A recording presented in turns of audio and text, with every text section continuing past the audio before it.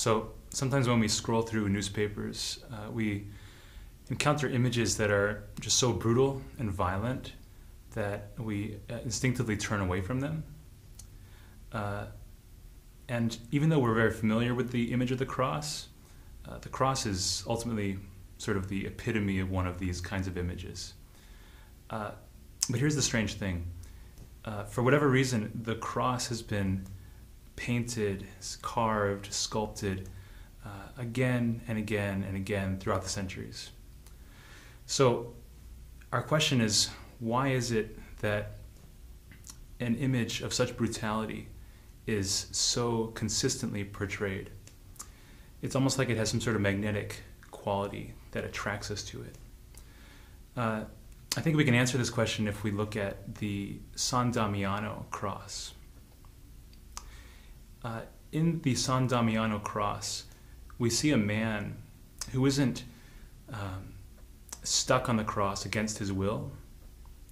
Rather, we see a man whose mere expression on his face is one of tranquility. We see a man whose posture suggests total freedom. It appears that even if the nails were removed from his hands and his feet, he would continue to stand there, body upright, arms outstretched.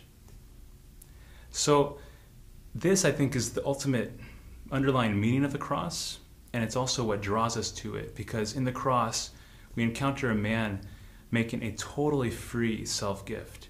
And that totally free self-gift is the very thing that we were all created to be. So it's ultimately only the most superficial part of ourselves that sees the cross and wants to flee, seeking emotional and physical comforts which ultimately will never satisfy us.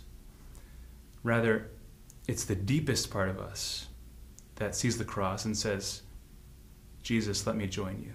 Let me join you. And we can really rest assured that that's a plea that Christ will most certainly answer.